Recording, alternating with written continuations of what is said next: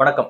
முகத்துல நம்ம மேக்கப் போடுறோம் அப்படின்னா, அது வந்து ரொம்ப நாளைக்கெல்லாம் நீடிக்காது. சில மணி நேரங்கள் தான் வந்து தாக்கு பிடிக்கும். அதன் பிறகாக நம்முடைய உண்மையான நிறம், அந்த தோற்றம், முகம் எல்லாமே வந்து அப்பட்டமாக வெளியே தெரிஞ்சிரும். ஸோ இது எதுக்கு இப்ப சொல்றேன் அப்படின்னு பார்த்தீங்கன்னா, திமுக வந்து இந்த சமூக நீதி, ஆ பட்டியல் மக்களுடைய உரிமை இப்படிலாம் வந்து நெறைய அரிதாரங்கள வந்து பூசிக் கொண்டிருந்தாங்க. அது வந்து இப்பொழுது கொஞ்சம் கொஞ்சமாக வெளுத்து கொண்டிருக்கு. திமுகவுடைய உண்மையான நிறம், அவங்களுடைய முகம், அவங்களுடைய எண்ணம் எல்லாமே வந்து அப்பட்டமாக தமிழக மக்களுக்கு தெரிஞ்சு கொண்டிருக்கு அப்படின்றதான் நிதர்சனமான உண்மையாக இருக்கு. 2021 முதலமைச்சர் எதிர்கட்சியா தலைவர் இருக்கும்போது கொடுத்த வாக்குறுதி கொடுக்கல. நீங்க எந்த பிரஸ்? அப்படிலாம் பத்திரிகையால் தான் நான் சந்திக்கிறேன், உங்களை சந்திக்கல. பத்திரிகையால் தான் சந்திக்கிறேன், உங்களை சந்திக்கல. பத்திரிகையால் தான் பத்திரிகையால் தான் சந்திக்கிறேன், உங்களை சந்திக்கல. தொடர்ச்சியாக 8-9 நாளாக வந்து சென்னை ரிப்பன் மாளிகைக்கு எதிராக தூய்மை பணியாளர்கள் ஆர்ப்பாட்டத்தில் ஈடுபட்டிருக்காங்க. அவங்களுடைய வருமானம், குழந்தை, குட்டி எல்லாத்தையும் விட்டுட்டு இங்க வந்து கஷ்டப்பட்டுக்கிட்டு இருக்காங்க 8-9 நாளா. அவங்கள மீட் பண்ணி பேச்சுவார்த்தை நடத்த திமுக அரசுக்கு, திராவிட மாடல் அரசுக்கு ஒடுக்கப்பட்ட மக்களோடு தான் நாங்க நிக்கிறோம் அப்படின்னு சொல்லக்கூடிய அரசுக்கு வந்து கிட்டத்தட்ட ஒரு 7-8 நாள் வந்து பிடிச்சிருக்கு அப்படின்றது உண்மையாகவே அதிர்ச்சி அளிக்கக்கூடிய ஒரு விஷயமாக இருக்கு. அன்னைக்கு போராட்டத்தில் ஈடுபட்டாங்க இல்லையா, ஈடுபட்ட ஒரு 2-3 நாள்ல மீட் பண்ணி என்னங்க பிரச்சனைன்னு கூட்டு பேசியிருந்தா இவ்வளவு நாள் வந்து இது பெரிய நியூஸாக மாறி இருக்காது. நேஷனல் மீடியா வர வந்து இது போயிருக்க வேண்டிய அவசியமானது இருக்காது. இன்னைக்கு நிறைய ஊடகங்கள், மெயின் ஸ்ட்ரீம் மீடியா வந்து இன்னைக்கும் தமிழ்நாட்டினுடைய முக்கியமான ஊடகங்கள், அதாவது மெயின் ஸ்ட்ரீம் மீடியான்னு சொல்லப்படக்கூடிய அந்த ஊடகங்கள் இன்னும் கவர் பண்ணாம அது ஒரு டிபேட்டாவே எடுக்காம இருக்காங்க. ஆனா பல்வேறு யூடியூப் சேனல்ஸ் வந்து அதை பேசுபொருளாக மாற்றியதை அடுத்து இப்பொழுது அரசோட கவனத்துக்கு போயிருக்கு. வேற வழி இல்லாம அவங்களை கூட்டு பேச்சுவார்த்தை நடத்த வேண்டிய ஒரு சூழலுக்கு அரசானது, சமூக நீதி அரசை வந்து தள்ள வேண்டியது, புஷ் பண்ண வேண்டிய ஒரு கட்டாயமானது ஊடகங்களுக்கு ஏற்பட்டிருக்கு. அதனால ஊடகங்கள் புஷ் பண்ணியிருக்காங்க. இப்பொழுது அரசாங்கம் நேற்று இரவு கூட்டு ஒரு பேச்சுவார்த்தை வந்து நடத்தியிருந்தாங்க. நீங்க பார்த்திருப்பீங்க. நிறைய நேரம் வந்து அந்த பேச்சுவார்த்தையானது நீடித்திருக்கு. இரவு 2 மணிக்கு வந்து அந்த பேச்சுவார்த்தையானது முடிஞ்சிருக்கு. முடிஞ்ச உடனே வந்து சேகர்பாபு அவர்கள் வெளியே வந்து பேசும்பொழுது ரொம்ப காட்டமாக பத்திரிகையாளர்களை வந்து மிரட்டும் துணியில வந்து நிறைய விஷயங்கள் பேசியிருந்தாரு. ஸோ நீங்க அந்த வீடியோ வந்து பார்த்திருப்பீங்கன்னு நினைக்கிறேன். நீலம் போன்ற ஊடகங்களுக்கு நான் பேட்டி கொடுக்க மாட்டேன், நான் வந்து பத்திரிகையாளர்களை தான் மீட் பண்ண போறேன், உங்களுக்கு வந்து நான் பேட்டி கொடுக்கல அப்படின்னு சொல்லி நீலத்தை வந்து கார்னர் பண்றாங்க. ஏன் நீலத்தை கார்னர் பண்றாங்க அப்படின்னு பாத்தீங்கன்னா, நீலம் அப்படின்ற அந்த அமைப்பு தான் இப்பொழுது ரொம்ப கூர்மையாக அந்த போராட்டத்தை வந்து முன்னெடுத்துட்டு வராங்க. அந்த மக்களுக்கு ஆதரவாக இருக்காங்க. நிறைய ஊடக வெளிச்சம் படும்படியான நிறைய விஷயங்களை வந்து செஞ்சுக்கிட்டு இருக்காங்க. அங்க வந்து கானா பாடல்களை கூட்டு வந்து பாட்டு பாட வைக்கிறது, மக்களுடைய அட்டென்ஷனை வாங்குறதுக்காக நிறைய விஷயங்களை வந்து நீலம், அந்த சோசியல் நீலம் பண்பாட்டு மையம் வந்து நிறைய பண்ணிக்கிட்டு இருக்காங்க. ஸோ அது வந்து சேகர் பாபு அவர்களுக்கு தெரிஞ்சிருக்கு. ஸோ அவங்கள வந்து புறக்கணிக்கணும், அவங்க மீது அவருக்கு ஒரு கோபம் இருக்கு அப்படின்றத வந்து அவரு வெளிப்படுத்துறாரு. ஸோ நீளத்துக்கு வந்து நான் வந்து பேட்டிலாம் கொடுக்க மாட்டேன் அப்படின்றத காட்டமாக சொல்றாரு. அதன் பிறகாக பாத்தீங்கன்னா இன்னொரு பத்திரிகையாளர், நீங்க இது போல வாக்குறுதிலாம் கொடுத்துருந்தீங்க இல்லையா, அதானே அவங்க முன் வச்சு ஆர்ப்பாட்டத்தில் ஈடுபடுறாங்க அப்படின்னு சொல்லும் பொழுது, வாக்குறுதியா எங்க காட்டு பார்ப்போம் அப்படின்னு சொல்லிட்டு ஏதோ ஒரு விரோதி கிட்ட சண்டைக்கு போவோம் இல்லையா, காலங்காலமாக ஏதோ ஒரு நிலப்பிரச்சனை இருக்கும், அவங்ககிட்ட ஒரு சண்டைக்கு போவோம்ல, அந்த மாதிரி வந்து ஒரு பத்திரிகையாளர்கிட்ட மினிஸ்டர் வந்து ஒரு சண்டைக்கு போறாரு. இதெல்லாம் வந்து ஒரு நல்ல விதமான போக்காவே தெரியல. நீலம் போன்ற சேனலுக்கு வந்து நான் பேட்டி கொடுக்க மாட்டேன், இது போல நீங்க வாக்குறுதி கொடுத்துருக்கீங்க அப்படின்னு சொல்லும்போது என் காட்டுன்னு அப்படின்னு வந்து ஒரு விரோதி மாதிரி வந்து பத்திரிகையாளர்கிட்ட பிஹேவ் பண்றாரு மினிஸ்டர் சேகர் பாபு அவர்கள்.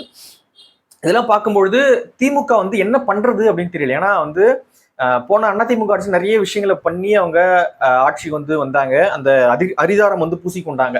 இந்த சமூக நீதி அப்படின்ற மேக்கப்பு, அதுக்கப்புறம் முற்போக்கு, இப்படியான மேக்கப்லாம் போட்டுட்டு இருந்தாங்க இல்லையா, அது ரொம்ப நாளைக்கு நீடிக்காதுன்னு நான் சொன்னேன்ல. ஸோ மேக்கப் ரொம்ப நாளைக்கு நீடிக்காது இல்லை. உண்மையான முகம், இப்போ என்னுடைய முகம் உண்மைனா இந்த முகம் தான் வந்து என்னுடைய இறுதி கால முறை வரப்போகுது. அது கொஞ்சம் சுருங்கு, அது வேற கண்டென்ட் வச்சுங்களேன். ஸோ இதுதான் என்னுடைய இறுதி கால முறை வரப்போகுது. ஆனா நான் ஒரு மேக்கப் போட்டுக்கிட்டேன், நான் பவுடர் போட்டுக்கிட்டேன் அப்படின்னா அது சில மணி நேரங்கள் தான். ஒரு ஃபங்க்ஷன் போனா சில மணி நேரங்கள் தான் வந்து அது மெயின்டைன் ஆகும், அதுக்கு பிறகு பண்ண முடியாது இல்லையா. ஸோ ஒரு ஃபங்க்ஷன் மோட்ல வந்து திமுக என்ன பண்ணாங்க அப்படின்னா, இந்த எலெக்ஷன் மோடு வந்ததுனால ஒரு ஃபங்க்ஷன் மோட்ல ஆகி மேக்கப்லாம் போட்டாங்க. ஃபங்க்ஷன் முடிஞ்சுது, அதாவது தேர்தல் முடிஞ்சது. இப்பொழுது கொஞ்சம் கொஞ்சமாக திமுகவுடைய அந்த மேக்கப் ஆனது கலைஞ்சிக்கிட்டு இருக்கு. கிட்டத்தட்ட 4 வருஷம் ஆயிடுச்சு இல்லையா, அது சுத்தமாக இப்பொழுது பட்டவர்த்தனமாக திமுகவுடைய முகம் வந்து மக்களுக்கு அப்பட்டமாக அம்பலமாயிட்டு இருக்கு. திமுகவுடைய முகம் இதுதாங்க. திமுகவுடைய முகம் இதுதான். ஏமாந்து ஓட்டு போட்டான் இல்லையா, அவனை தான் சொல்லணும். ஏன்னா வந்து எப்பொழுதுமே திமுகவுடைய ட்ராக் ரெக்கார்ட் எடுத்து பார்த்தீங்கன்னா மக்களுக்கு விரோதமான பல விஷயங்களை வந்து செஞ்சிருக்காங்க. பத்திரிகையாளர்களே வந்து சரி நம்ம அது ஒரு பக்கம் இருக்கட்டும், மக்கள் நம்பி ஓட்டு போட்டாங்க இல்லையா, அவங்களுக்கு நல்ல பாடத்தை வந்து திமுக இப்போது புகட்டி கொண்டிருக்கு அப்படின்னே சொல்லலாம். ஸோ அவங்களுடைய அதிகாரம் வந்து கொஞ்சம் கொஞ்சமா குறைஞ்சிக்கிட்டு இருக்கு. அவங்க அதனாலதான் இப்படியான பிஹேவ் பண்ணிட்டு இருக்காங்க அப்படின்னு நிறைய பேர் வந்து சொல்றாங்க. நம்மளுடைய கருத்துமே அதுதான். நாங்க எங்க தேர்தல் வாக்குறுதி கொடுத்தோம் அப்படின்னு சொல்லிட்டு சேகர் பாபு அவர்கள் சொல்றாரு. எங்க காட்டு பார்ப்போம், காட்டு பார்ப்போம் அப்படின்னு ரொம்ப டென்ஷனா போறாரு. இந்த சந்திரமுகி படத்துல இதை பத்தி உனக்கு ஒன்றும் தெரியாது அப்படின்னு சொல்லுவார்ல, ரஜினிகாந்த் சொல்லுவார் ஜோதிகா பார்த்து, இதை பத்தி உனக்கு ஒன்றும் தெரியாது, ஏனா அப்படின்னும் போது டக்குன்னு ஒரு நேரத்துல வந்து சந்திரமுகி நான் உணர்ந்தேன் அப்படின்னு ரஜினி சொல்லுவார்ல, அந்த மாதிரி வந்து காட்டு காட்டு காட்டு அப்படின்னும் போது உண்மையான சேகர் பாபு அவர்கள், இப்போ மினிஸ்டர் அவரு, உண்மையான சேகர் பாபு இருக்கார் இல்லையா, ஸோ அவரு வந்து டக்குன்னு வெளியே வந்துட்டாரு. சார் கூல் டவுன் அப்படின்ற மாதிரி இருந்துச்சு. அவங்க வந்து தேர்தல் வாக்குறுதி கொடுக்கல அப்படின்னு சொல்றாங்க.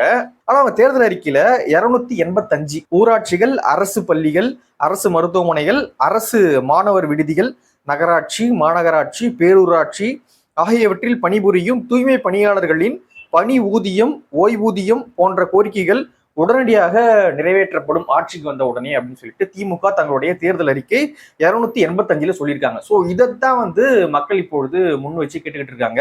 நீங்க சொல்லியிருக்கீங்க எல்லா தூய்மை பணியாளர்களுக்கும் ஊராட்சி, நகராட்சி, பேரூராட்சி, அரசு பள்ளி, அரசு மருத்துவமனை, அரசு மாணவர் விடுதி இது போன்ற இடங்களில் பணியாற்றக்கூடிய எல்லா தூய்மை பணியாளர்களுக்கும் நீங்க வந்து ஓய்வூதிய பிரச்சனை இருந்தாலும் அதை சரி செய்து தரன்றீங்க, ஊதிய பிரச்சனை இருந்தாலும் சரி செய்து தரேன்னீங்க. இப்போ எங்களுக்கு அதுதான் பிரச்சனையா இருக்கு. எங்களுடைய ஊதியமானது குறையுது, எங்களுடைய பணியானது தனியார் கிட்ட போகுது, நிரந்தரம் இல்லாத ஒரு பணியாக மாறப்போகுது. ஸோ இதுக்கு ஒரு முடிவை நீ சொல்லுங்க அப்படின்னு சொல்லிட்டு தான் இப்பொழுது அந்த பணியாளர்கள் கேட்டுக்கிட்டு இருக்காங்க, தொழிலாளர்கள் கேட்டுக்கிட்டு இருக்காங்க. ஆனா திமுக வந்து அதற்கு எந்த விதமான செவிசாய்ப்பும் செய்யாம ஒரு மாதிரி மிரட்டும் தொனில தான் வந்து மக்களையும் அந்த அந்த போராடக்கூடிய தொழிலாளர்களையும் வந்து ஹேண்டில் பண்ணிட்டு இருக்காங்க. போராடக்கூடிய தொழிலாளர்களையும் அப்படிதான் ஹேண்டில் பண்றாங்க, அங்க செய்தி சேகரிக்க வர செய்தியாளர்களையும் அப்படிதான் வந்து அவங்க ஹேண்டில் பண்றாங்க அப்படின்னு தெரியுது. இது ஒரு பக்கம். இன்னொரு பக்கம் என்ன அப்படின்னு பாத்தீங்கன்னா, போன ஆட்சியில அதாவது 19/1/2021 அப்பொழுது எதிர்கட்சி தலைவராக இருந்த திரு மு.க. ஸ்டாலின் அவர்கள் சென்னை மாநகராட்சியினுடைய ஆணையருக்கு ஒரு கடிதத்தை எழுதுறாரு.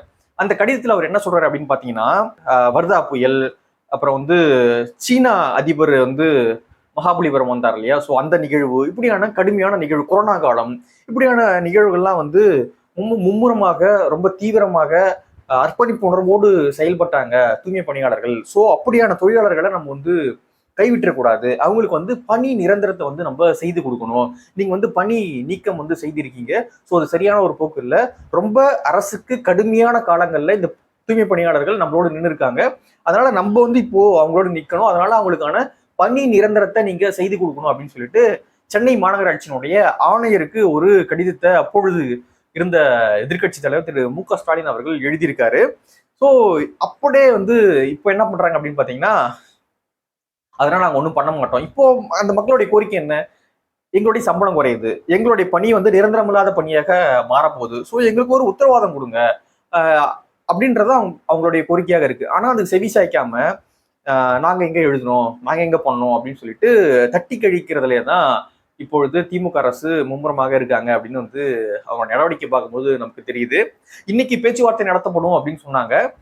என்ன பேச்சுவார்த்தை நடத்த போறாங்க, எப்படி ஒரு முடிவுக்கு வரப்போகுது அப்படின்னு தெரியல. அதுக்கப்புறம் செய்திகள்ல இன்னொரு விஷயமும் சொல்லப்பட்டுச்சு.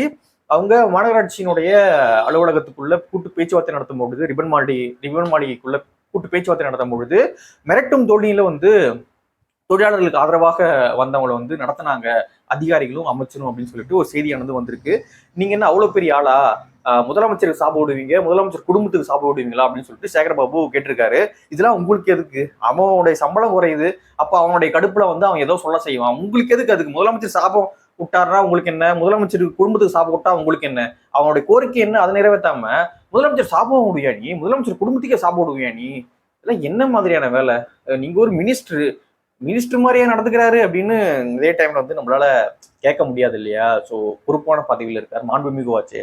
இன்னொரு பக்கம் பாத்தீங்கன்னா சென்னை மாநகராட்சியினுடைய மேயர் யாரு, பிரியா அவர்கள். ஆனா இது இப்படியான முக்கியமான விஷயங்கள்ல மேயர் பிரியா அவர்கள் வந்து பேட்டியே கொடுக்க மாட்டாங்க. ஏன்னா அவங்களுக்கு ஒன்றும் தெரியாதான், அவங்க வந்து புதுசா, அதனால வந்து அவங்களுக்கு ஒன்றும் தெரியாதான். ஏன்னா பேசி வந்து அரசை மாட்டி விட்டுருவாங்களாம். அதனால மூத்த அனுபவம் உள்ள சேகர் பாபு அவர்கள் தான் வந்து பேட்டி கொடுப்பாராம். அப்படிதான் வந்து இந்த சினாரியோ வந்து நடந்துகிட்டு இருக்கு. ஆனா அவரு நேத்து நடந்துகிட்ட லட்சணம் இருக்குல்ல, அதுக்கு பிரியாவே மேல் அப்படின்னு வந்து சொல்லலாம் போல. ஸோ இவங்க என்ன பண்றாங்க அப்படின்னா, நாங்க வந்து பட்டியல் சமூகத்துக்கு அதிகாரத்தை பகிர்ந்து தரோம், பெண்களுக்கு அதிகாரத்தை பகிர்ந்து தரோம் அப்படின்னு சொல்லி சொல்றாங்க. பொறுப்புகள் வந்து கொடுக்கப்படுது. ஆனா இந்த அதிகாரம் வந்து டிரான்ஸ்ஃபர் ஆகுதா அப்படின்னு கேட்டீங்கன்னா அது பெரிய கேள்விக்குறி தான். அதற்கு ஒரு சிறந்த உதாரணம் அமைச்சர் சேகர் பாபு மற்றும் மேயர் பிரியா. ஏன் இதை நான் சொல்றேன் அப்படின்னு பாத்தீங்கன்னா, நாங்க பட்டியல் சமூகத்துக்கு மேயர் பதவி கொடுத்துட்டோம், நாங்க ஒரு பெண்ணுக்கு மேயர் பதவி கொடுத்துட்டோம் அப்படின்னு சொல்லி இவ்வளவு நாள் பீத்திக்கிட்டு இருந்தாங்க இல்லையா திமுக. ஆனா உண்மையாக அவங்க கிட்ட அதிகாரம் போய் சேர்ந்திருக்கா அப்படின்னு கேட்டீங்கன்னா கிடையாது. என்னதான் முக்கியமான முடிவுகள் மாநகராட்சி எடுக்கிறதா இருந்தாலும் அது வந்து சேகர்பாபு அவர்களுடைய கண்ட்ரோல்ல தான் எடுக்கப்படுது, அல்லது துணை மேயரான மகேஷ் குமார் அவருடைய கண்ட்ரோல்ல தான் எடுக்கப்படுது அப்படின்னா நிறைய விஷயங்கள் வந்து பேசப்படுது. அது உண்மைதானோ அப்படின்ற அளவு தான் நேற்று நடந்த பிரஸ் மீட் ஆனது இருக்கு. சென்னை மாநகராட்சியில ஒரு பிரச்சனை இருக்கு அப்படின்னும் பொழுது சென்னை மாநகராட்சியினுடைய மேயர் யாரு, அவங்க தானே அது என்ன ஏது அப்படின்னு சொல்லிட்டு பத்திரிகை கிட்ட விளக்கணும், அதை வந்து அட்ரஸ் பண்ணணும். ஆனா அவங்க ஏதோ அமைச்சருடைய பிஏ மாதிரி நின்றுட்டு இருக்காங்க, அமைச்சர் தான் வந்து பேசிக்கிட்டு இருக்காரு. இது எந்த மாதிரியான நடைமுறை அப்படின்னு தெரியல. கேட்டா நாங்க பட்டியல் சமூகத்துக்கு உரிமை கொடுத்துட்டோம், பட்டியல் சமூகத்துக்கான பெண்களுக்கான அதிகாரத்தை கொடுத்துட்டோன்றீங்க. சும்மா ஒரு பொம்மை போஸ்ட் மாதிரி அவங்களுக்கு கொடுத்துட்டு உட்கார வச்சுட்டு எல்லா அதிகாரமே வந்து ஒரு பவர் சென்டர் இருக்கும் இல்லையா, அல்லது 2-3 பவர் சென்டர் சுத்தி அப்படியே நடந்துகிட்டு இருக்கு. சும்மா இவங்களுக்கு ஒரு பேருக்கு நீ அங்க இரு, மத்தெல்லாம் நான் பாத்துக்கிறேன். ஊர்லாம் வந்து என்ன பண்ணுவாங்க அப்படின்னா, பட்டியல் சமூகத்தை சேர்ந்தவங்களுக்கு வந்து தலைவர் பதவி, ஏன்னா அது வந்து ரிசர்வ்ல வரும், அதனால வந்து பட்டியல் சமூகத்தை சேர்ந்தவங்க நிக்க முடியுன்றதுனால இவங்க ஊர் பகுதியில இருந்து இருக்கக்கூடிய ஒரு அதிகமான ஒரு ஆள் வந்து பட்டியல் சமூகத்துல அவங்களுக்கு கட்டுப்படக்கூடிய ஒரு ஆளை வந்து நிக்க வச்சு வெற்றி பெற வைப்பாங்க. ஊராட்சி மன்ற தலைவராக பட்டியல் சமூகத்தை சேர்ந்தவர் இருந்தாலுமே இவர் தான் வந்து ஊர் நாட்டாம மாதிரி ஊராட்சி மன்ற தலைவர் மாதிரி செயல்படுவாங்க. அவரு எங்க கையெழுத்து போடணும்னு வந்து இவர் சொல்லிதான் வந்து அதெல்லாம் நடக்கும். அது போலதான் வந்து இவங்க என்ன பண்றாங்க அப்படின்னா, அதே ஊராட்சி ஒரு சின்ன ஊராட்சி எப்படி நடக்கும் அதே போலதான் வந்து மாநகராட்சியில் நடக்குது.